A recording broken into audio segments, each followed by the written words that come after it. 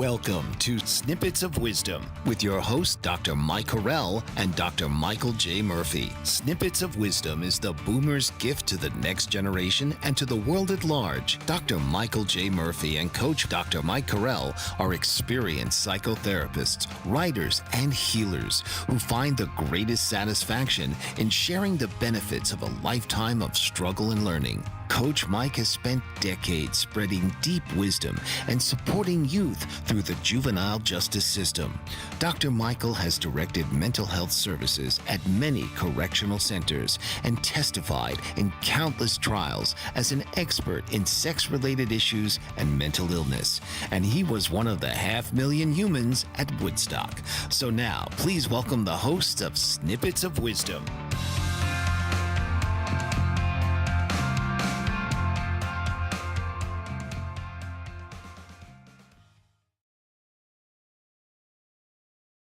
And welcome. Hello, I'm Dr. Mike Corral with Dr. Michael Murphy, and we're your hosts here on Snippets of Wisdom. Welcome. Today's episode asks a provocative question. Are the baby boomers the hedonists of the 20th century or the cosmic healers of the 21st?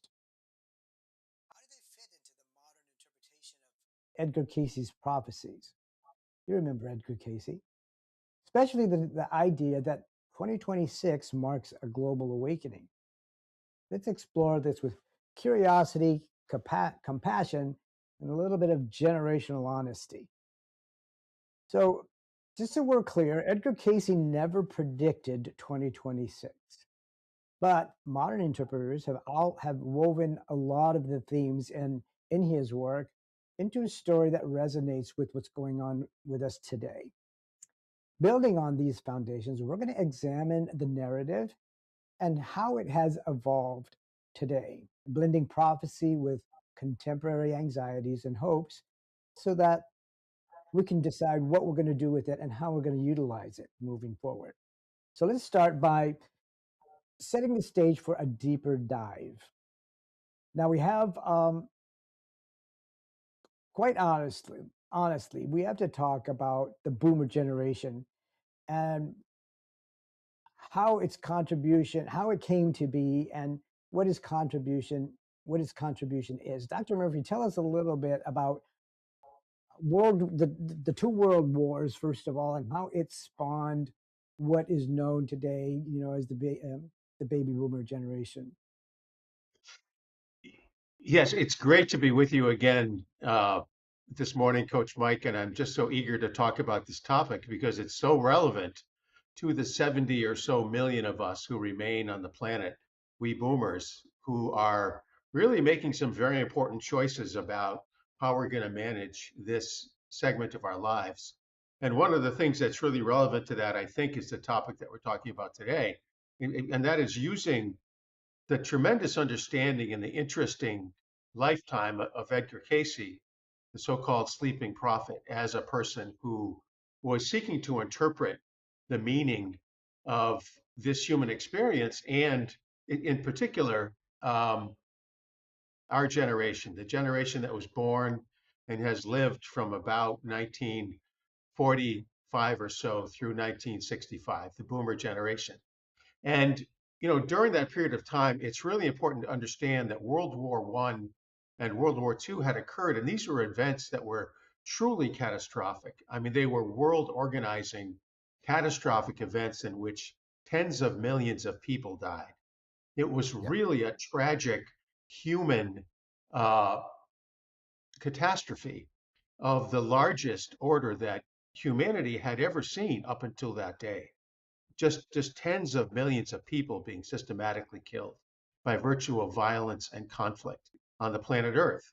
So it was just really, really, really very significant. And that's the time, if you think about it, when millions of people, tens of millions of people departed this planet, and then the boomer generation, about 100 million of us suddenly arrived, rather quickly in the post-war period of time, the couple of decades after World War II, the culmination of World War II, 1946, 1947, and then the I mean, the 15 or 20 years thereafter, a huge number of people that it includes us, we arrived.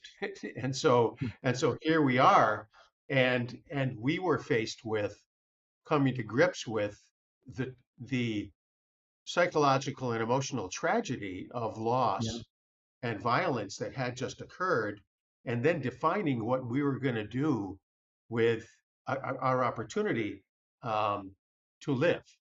And that's kind of the material that Edgar Cayce, who we're going to be talking about today, sought to access through his practice. He was sort of a medical professional who sought to give people what were called readings. Someone would arrive with a problem. They would say that they had some kind of illness or tragedy or uh, some kind of difficult situation in their lives. And he would go into a trance and then he would start to speak and he would access something that we're going to talk about later called the Akashic record, where he sought to access deep truths that he could share with this person then that he thought would be of some service to them in clarifying their situation with Mhm. regard to their life predicament. And that's what he could do. And he continues. I mean, he no longer is alive, of course. I think he died in the somewhere in the 1940s or early Mhm. 50s or somewhere around there. Yeah. Uh, there continues to be um, a whole system and organization that supports his wisdom. So I think the key to this, the presentation that we're talking about today, is how we, us, we boomers, can choose to um, understand the meaning of our being, the meaning of our generation, and how we want to use the remaining time that we have on this planet in some way that we hope will be really of benefit and of positive use to humanity, such that we Mhm. can nudge things in a positive direction. So it's just a deep, deep, deep topic, I think, for all of us, Yeah. who are alive right now, are part of the boomer generation, and we, you know, I like to say that I was, and I certainly it's true to say I was at Woodstock, just by virtue of chance. I just happened to be related to somebody who was going, and I jumped in the car and I ended up there. But Woodstock really was an example of one of these miraculous sort of events that just happened to occur, and it really captured the idealism that we boomers at our best can Mhm. manifest. Something really good, something magical can happen. So we're going to really be discussing that deeply today. Yeah. So baby boomers, we as boomers have two sides to us. On the one side, we have the the Woodstock goers, the free love, the psychedelics, the hedonistic experimentation that took place, and a rise of the consumer culture. We became more aware of consumers, ourselves as consumers. And on the other side, we have the human potential movement. We have the yoga, meditation, and Eastern philosophy entering the West, the wave of holistic health and um, activism for environmental awareness, and the spiritual seeking as well. But there's a looming question that I want to ask you, Doctor, and it's kind of a hypothetical because out at the heart of today's awakening, as a baby boomer, you of all people, you were a participant actually at Woodstock. What would you say? Do you ever wonder if pleasure is actually a path, a portal to enlightenment? Because that's part of who we are. That was an experimental part of us, but yet there's that other, you know, substantial part. What That's a in your very, opinion very, does pleasure have? Yeah. yeah, that's a very, very great and deep question, I think, Coach Mike, in that we were confronted, our parents' generation, and therefore we were confronted with these tragic events that had happened, and we were naturally questioning the value of our parents' lifetimes, right? I mean, their lives were devoted to sacrifice and work and even facing death in these two monumental conflicts, World War I and World War II. And so then to come back from that and start to establish some kind of life pattern by virtue of which they could survive. In other words, work. So we boomers were looking at their lives and starting to question that. I mean, certainly the people at Woodstock were like, "Hey, we kind of don't want to be exactly like our parents. They work hard, they suffer, lots of loss, lots of suffering and pain, and so we kind of wondered as to the meaning of that. That was the birth of the philosophy that we called um, existentialism that we've talked about on this Yeah. channel in the past to some extent. That sort of looked at life and what is the purpose of life? What is the meaning of life? I mean, these monumental events are happening that involve so much suffering, and then you try to work hard to survive, to get yourself the bare necessities of living. And so we, the boomer generation, started to question that and say, hey, what really matters? What really is the meaning of life? And we started to ask those deeper questions. Eastern philosophies kind of entered into that domain. We started to look at the, yoga, meditation, the patterns of introspection that were characteristic of Eastern thought.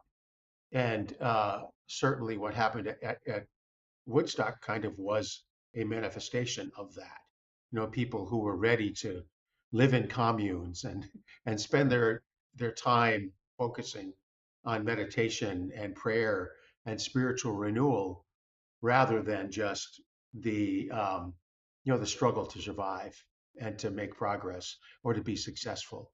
So yes, I think that's a very deep question, Coach Mike, and I think it's one You that know, we I, face even more today. I have to say that the political climate that changed afforded us the opportunity to do some of those things. We weren't living necessarily in the throes of war or any of that, but maybe in the wake of it all, and the flavor of having to scrimp and save and having to work hard and having to give up an education to put food on the table, and those kinds of things had passed.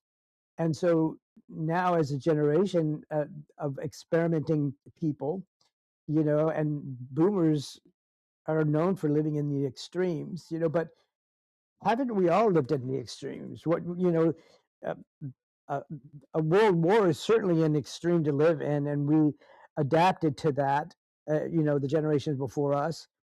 And so, wouldn't you say that the context of the world has a lot to do with what we can afford to do and what we can afford to focus on, holistically?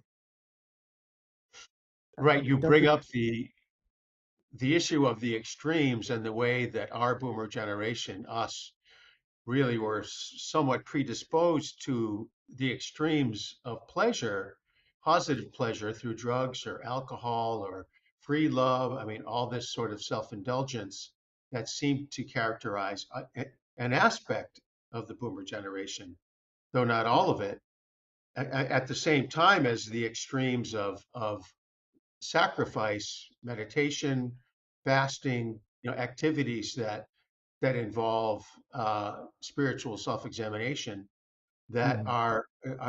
are really different from self-indulgence. So trying to find that balance between um, the pursuit of pleasure Yeah. and enjoyment, momentary gratification, versus the self-sacrifice and the struggle and the The things that work we that goes have to along with do. spiritual advancement. Right. When we come back, we're going to talk about generational roles in our interpretation. You know, uh, of boomers. So don't go away. Stay with us. Mike Zorek, a three-time California state champion in Greco-Roman wrestling at 114 pounds. Mike, blind since birth, was born in Hartford, Connecticut. He was a six-time national placer, including 2 seconds, 2/3, and 2/4. He also won the Veterans Folk-Style Wrestling twice at 152 pounds. In all these tournaments, he was the only blind competitor.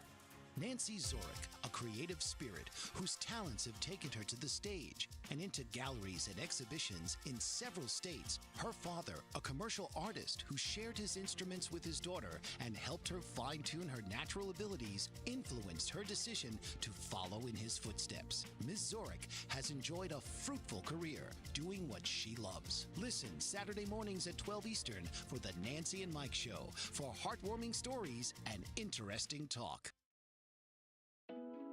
Are you struggling to care for elderly parents or a spouse?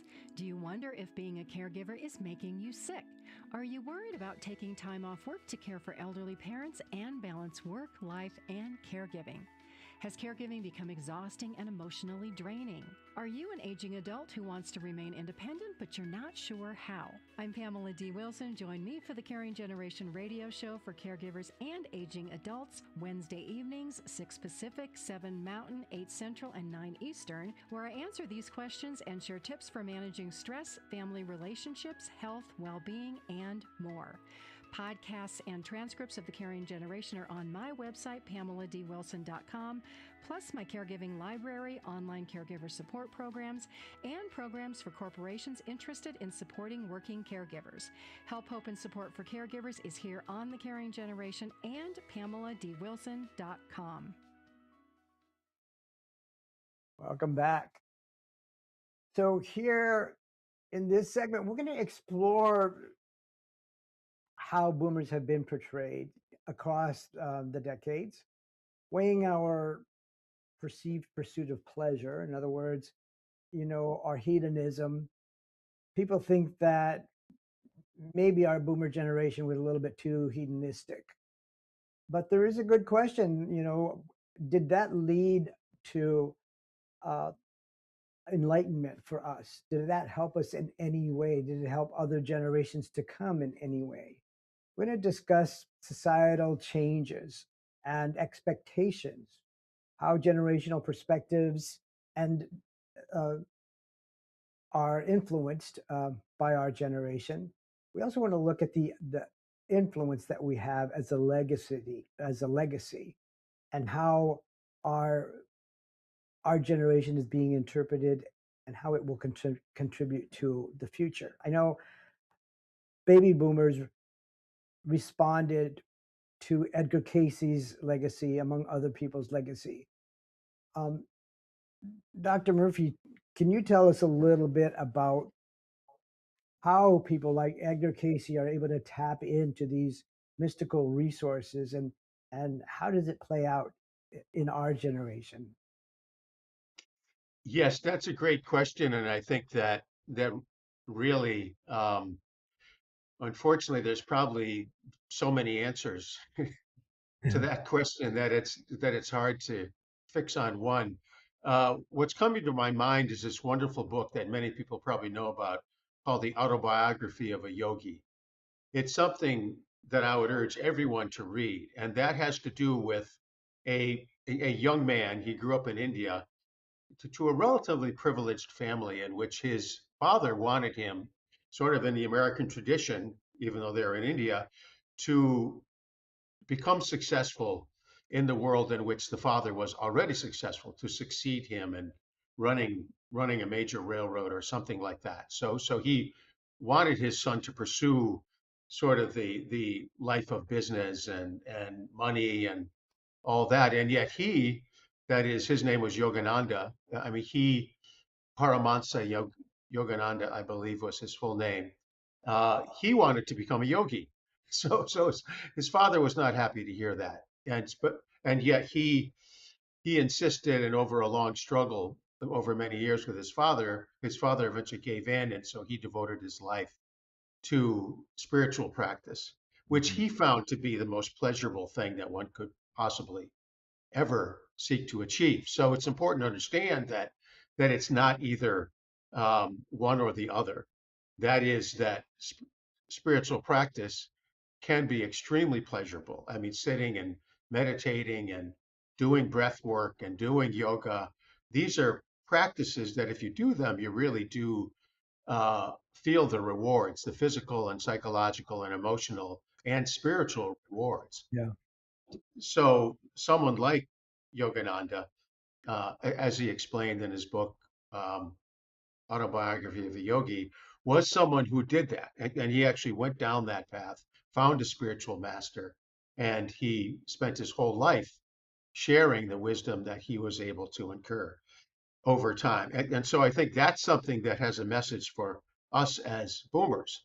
Yeah. Now we're at a time where we're older, we're getting to the point where we have to make decisions about what we want our legacy to be. Yeah. I mean, he certainly cared about his legacy and he wanted to contribute to the well-being of humanity through his spiritual practice and sharing the wisdom that he Yeah. collected over the course of his lifetime. So, Yeah. yeah, that's a great question, and I think we as boomers now face that question. And you know, Edgar Cayce was a person who, uh, through his own spiritual practice, was able to access this domain that many people have probably heard of called the Akashic Record. Mhm. So when he had an inquiry from a questioner who came to him for service, uh, he would go into a trance. He was called the sleeping prophet, as we mentioned earlier, and he would start to speak um, in that trance after he had access Mhm. this domain called the Akashic Record, which is that domain in principle in which everything, all human experience, is recorded and saved. So it's important to understand. I know I grew up in a spiritual tradition, Catholicism, in which there was some sense that everything is remembered, everything you do is recorded within the sacred system. So you do something, what you do today is something that is recorded in some degree as your record of accomplishments or failures or struggles. But your story is something that you create every day Mhm. by virtue of your actions. And so, that's something that Edgar Cayce was able to access and then share with the people who came to him in the form of wisdom and suggestions and recommendations and even predictions that he made about circumstances that he thought would be of service to that person and to the world.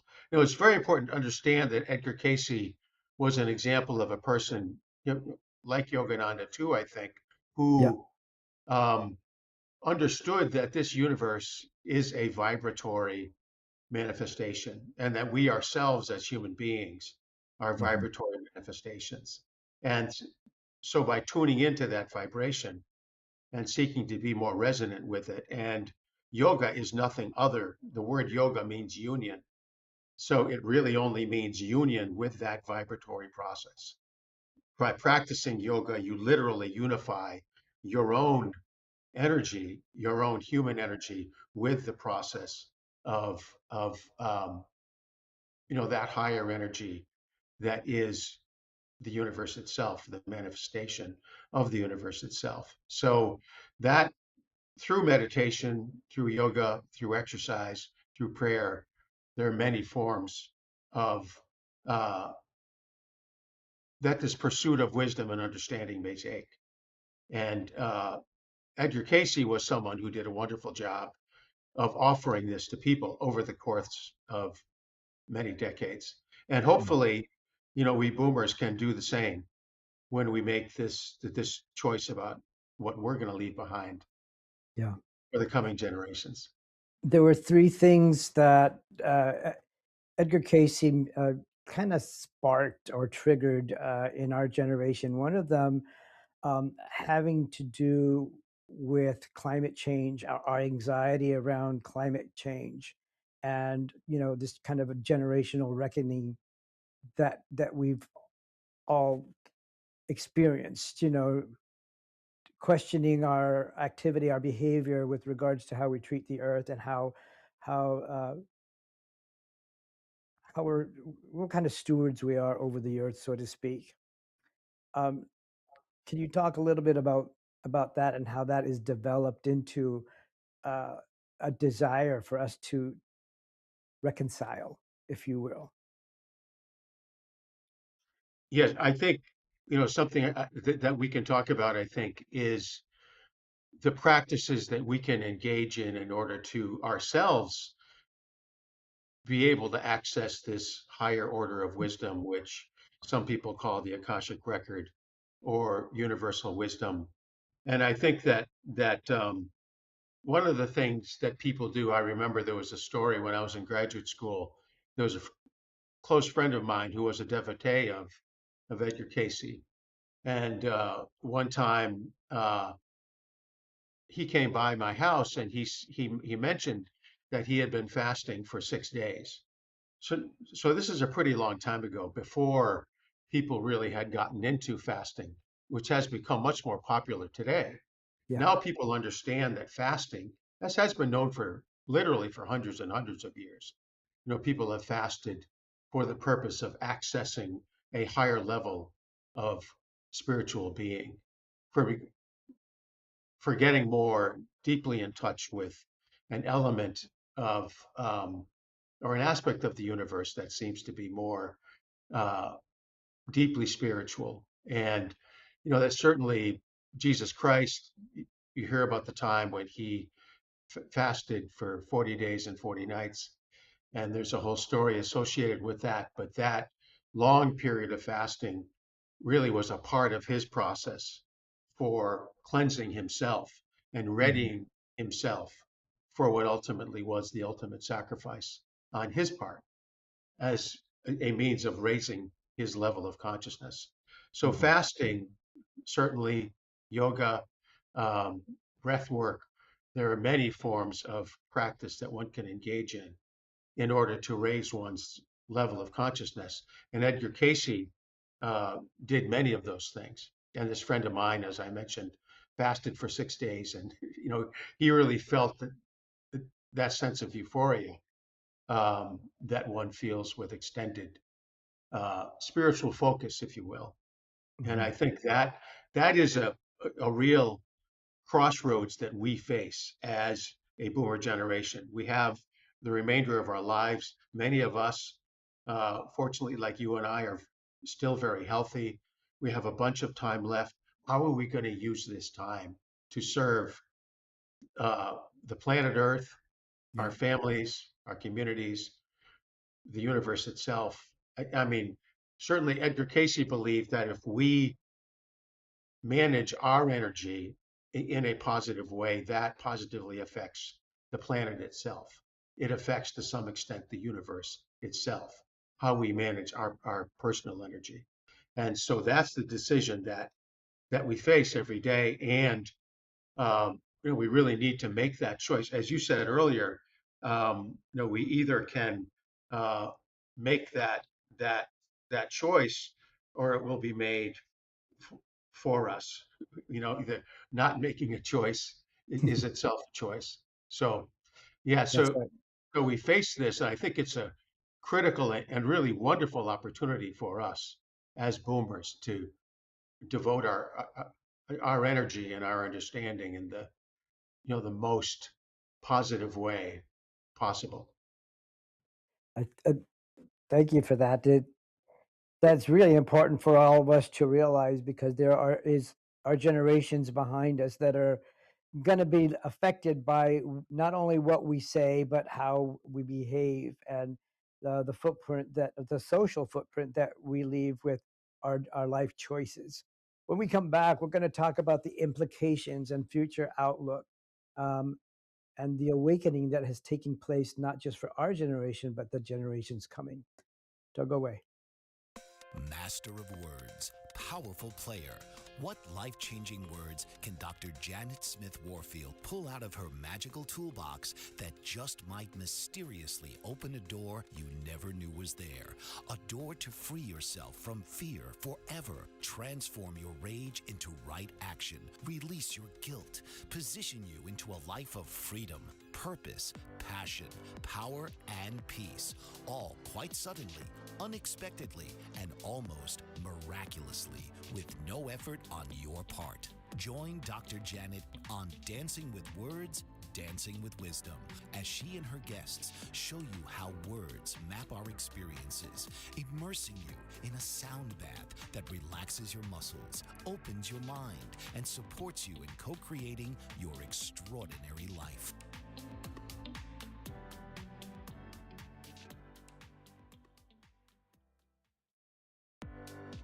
Author, radio show host, and coach John M. Hawkins reveals strategies to help gain perspective, build confidence, find clarity, achieve goals. John M. Hawkins' new book, Coached to Greatness, Unlock Your Full Potential with Limitless Growth, published by iUniverse.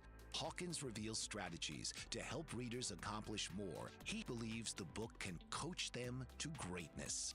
Hawkins says that the best athletes get to the top of their sport with the help of coaches, mentors, and others. He shares guidance that helps readers reflect on what motivates them, rediscover and assess their core values, philosophies, and competencies, find settings that allow them to be the most productive, and track their progress towards accomplishing goals.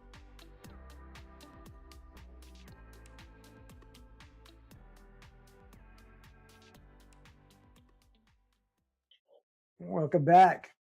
You know, with all of that we have learned from the generation before us and our response to it, the decisions, the life decisions that we're making, our life choices, uh, our behaviors day to day, the structure and the discipline that we provide for ourselves, that we give ourselves, all of this has an impact, and it creates trends for not only those in our own generation, but the generations that are following us.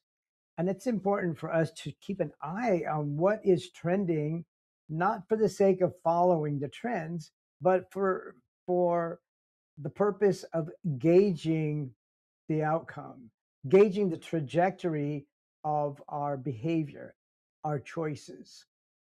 I think it's important for us to understand our influence, and while we're still alive and while we still have influence, and utilizing it to the effect so that we can um, feel good about the effects that we're bringing. You know, somebody said that the result of your conversation speaks volumes to how well you communicate. In other words, uh, the effect of your communication is the results you get. When we look at what we've been saying with our decisions, with with our voice, with our articulation, how is it affecting the other generations? Dr. Murphy, how do you think this is affecting how people relate to each other nowadays? We've had the family unit has all but dissipated, and people are making strong choices now that could probably affect the trajectory of humanity. What are your thoughts Right. on that? So I think it's just a fascinating and very deep question that obviously we face as as a, a planet, really. I mean, all of us. It's sort of, I can see that, having worked for newspapers and other kind of publications in the past, that there's this statement in the field called, if it bleeds, it leads.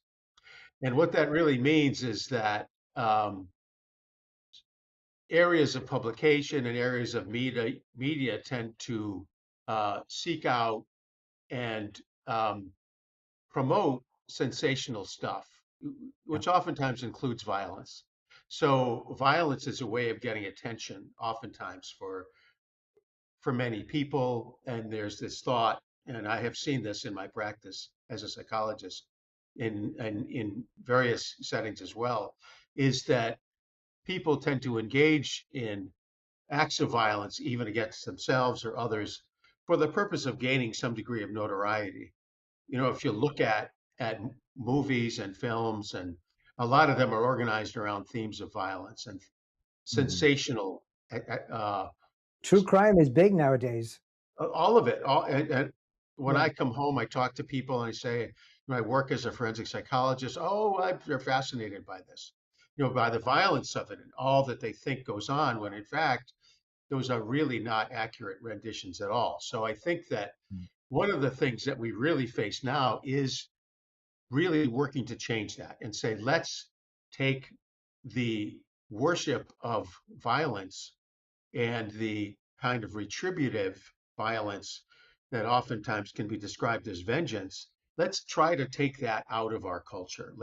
Right. Let's put the brakes, let's tap the brakes on that and sort of try to get to the point where we're not um, giving so much airtime to acts of violence and drama and excess that Mhm. really are not helpful to humanity. That's not how one should be establishing Right. status and um, defining oneself as successful. That is by engaging in some act of vengeance or retributive violence or something like that. Let's start to emphasize cooperation and understanding and empathy and compassion.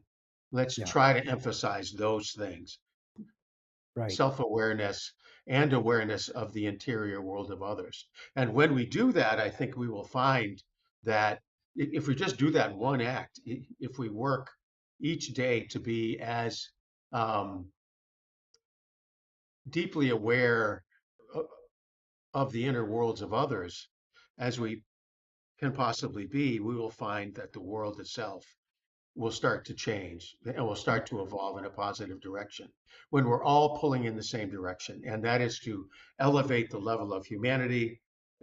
I mean, make things better for everyone. We're starting to question capitalism now, which probably is a good thing, though the Mhm. alternatives of, communism or Stalinism haven't worked out so well either in the past. So we're really trying to figure out how can we come up with a system of living Right. financially, economically, that is good for the environment and good for everyone in Right. some kind of relatively Yeah. egalitarian way. And that's the challenge that we face. And it's not an easy challenge at all. We It really need seems to work like together. Yeah. if we could possibly resist the temptation to monetize violence, the way it was with sex sells. Remember that was Yep. a Yep. tagline, and I think we satiated ourselves with that, and people got rich off it, and all kinds of good stuff happened.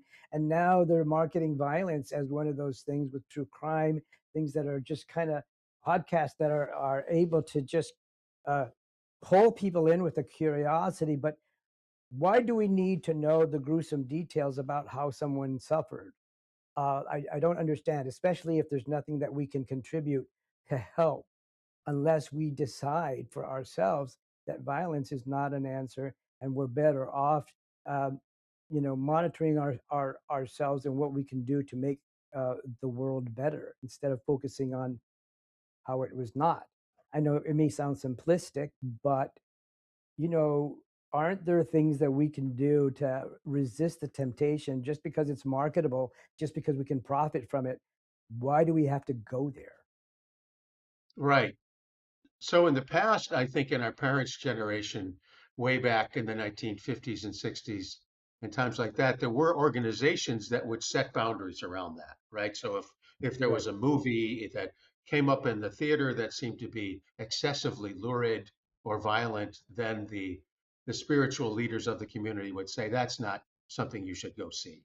You shouldn't right, subject yourself to that. So it would disappear. So we need to recreate those kind of empathic and thoughtful choices about what our children, what the next generation is going to experience. Now, we want them to experience a situation of compassion and yeah, love and caring and support and the realization that we want good things for ourselves and for our loved ones, Yeah. and to just talk about the best ways that we can do that. That it's not a matter of conflict. We don't have to fight over the scraps. It's not a Mhm. matter of us arguing about who gets something and who doesn't get something. Mhm. Obviously, everybody needs to share and survive and thrive to the best of our ability. It's interesting, the statement from the Communist Manifesto that was a piece of wisdom. I mean, it has been perhaps misapplied, but it certainly was there. It says, um, from each according to their capacities, to each according to their needs. Right. Correct. So I that's a remember quote from that. the Communist Manifesto. You may remember it. From Well, each according. Yeah. that was even practiced. We used to quote that because we lived in communes, and communalism was one of the best things going for us. And for us, it was the book of Acts, chapter 2, verse 44 and 45 said, all that believed were together and had all things common. They sold their possessions and goods and parted them to every man as every man had need. And that was a formula for communalism. And it almost sounds as if it had been taken from that manifesto, but the manifesto, in fact, came later. So Right. it has its roots in spirituality, and the premise is good, from each according to his ability and to each according to his need. But then we go into the extremes again, and it's kind of like licking the frosting off the cake and throwing the cake away when you just take the best part of it and you don't keep it in context, um, so to speak. Yeah. So we need to be vigilant, kind of ever vigilant with regard to the tendency for that to happen. The short-term gain, the short-term reinforcement, the short-term thrill may be very seductive. We may think, oh, gee, this will feel great right now, but it's not going to be beneficial to the long-term well-being of the community and the planet at large. So Right. just understanding that um, it is our responsibility to do everything we can over the course of our lifetime to contribute to the well-being not only of others and our loved ones who are nearby us, but also for the planet itself and all of the cultures around the world, that we understand everybody. We're all one. We're all in this together. We're all on this planet together, and we all need to find a way to make this work, to share. In my experience in traveling around the world, and I've done a bit of that as you have as well, we I I really understand and see and meet people who are loving, caring, and supportive human beings everywhere. Yeah. Every community, every town, every country, Russia, the United States, uh, Spanish American countries, countries of the Far East. All people seem to be kind and caring and receptive when we approach them in a compassionate and open way.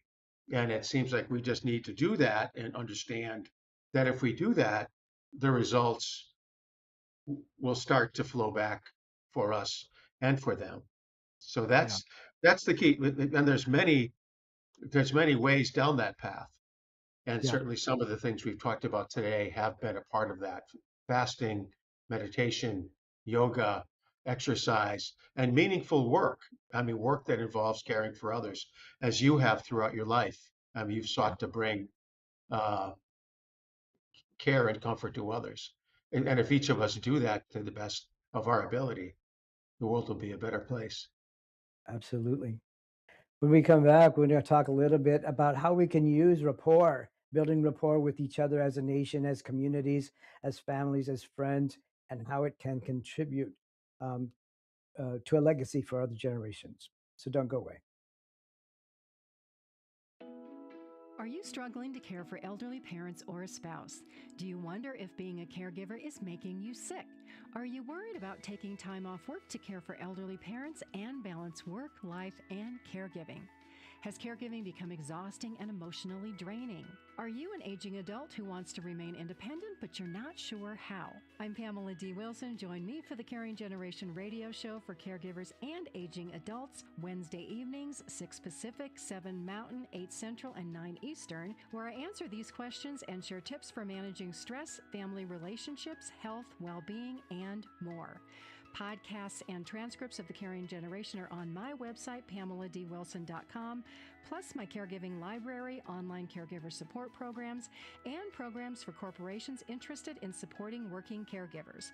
Help, hope, and support for caregivers is here on the Caring Generation and PamelaDWilson.com. Master of words, powerful player. What life-changing words can Dr. Janet Smith Warfield pull out of her magical toolbox that just might mysteriously open a door you never knew was there? A door to free yourself from fear forever. Transform your rage into right action. Release your guilt. Position you into a life of freedom, purpose, passion, power, and peace. All quite suddenly, unexpectedly, and almost miraculously, with no effort on your part. Join Dr. Janet on Dancing with Words, Dancing with Wisdom, as she and her guests show you how words map our experiences, immersing you in a sound bath that relaxes your muscles, opens your mind, and supports you in co-creating your extraordinary life.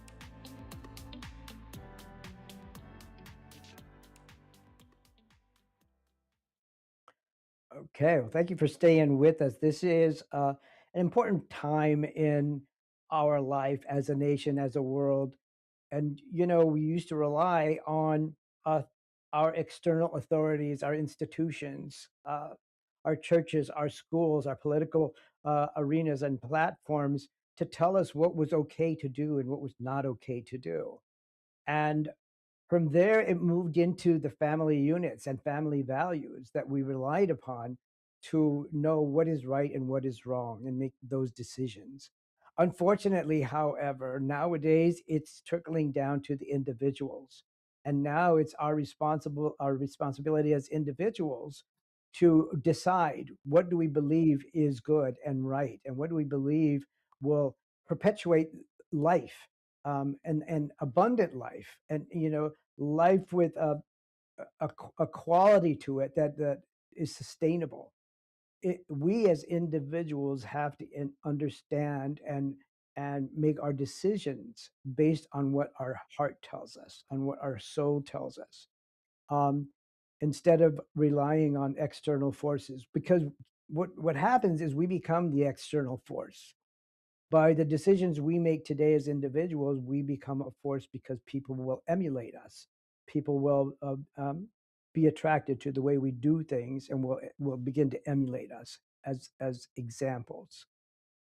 So, Dr. Murphy, I think people would benefit from hearing more about how to contact you. And by the way, folks, if you like what you've been hearing today, be sure to like and subscribe to this channel. Please feel free to enter your comments and what you would like to hear us talk about as baby boomers. First of all, Dr. Murphy, let everybody know how they can get a hold of you and that. Yeah, thank you so much. It really is, a critical issue. And the things that we're doing with this podcast is to try to affect this time in some kind of positive way to help the culture in the United States and around the world to just understand this human experience, this human journey more deeply. Snippets of wisdom are just little pieces of understanding that we have stumbled across in our long lifetimes that we want to share with others to the effect that they will also benefit from these podcasts. You can reach me on my website at psychologicalinvestigations.com. That's psychologicalinvestigations.com. My contact information is on that page, my phone number, uh, my office phone number to schedule appointments for psychotherapy meetings. And also, you'll find a lot of material related to some of the subjects that we've discussed here today. So I just really think that we really need your support, and I really want you to share this with other people so that we can make a difference in terms of increasing the probability that the world that we leave to our children and grandchildren and great grandchildren will be even a better world than the world that we have shared ourselves. And it really is something that we can make a difference in. And these efforts that we're doing, we just really call forth to you to take the time and just take a moment to like and subscribe so that more people have the opportunity to hear this message of compassion and sharing and stimulation and fun, because we enjoy this whole process too. And I think there's this world is a magical place. It's a tremendous gift that we have the opportunity to live on this planet, as hard as it may be sometimes, and as much of a struggle as it can be and has been. And that's a topic that we're going to address in future podcasts. The meaning of struggle and the meaning of effort, and what is the purpose of the suffering that it seems that we need to go through in the course of a lifetime. And it really, the boomer generation is characterized by the suffering that our parents' generation went through. So yes, psychologicalinvestigations.com. I'd love to hear from you, and feel free to get in touch. Thank you very much. By the way, if anybody is in need of personal one-on-one coaching, you can contact me at optimallifecoachingandpractices.com or olcp.life. We're here for you. We're here to help you optimize your own life. We're here to help you learn, experiment, and grow. Hopefully, we can contribute to your wellness, growth, and the mastery of your life. Thanks for being with us. Take care.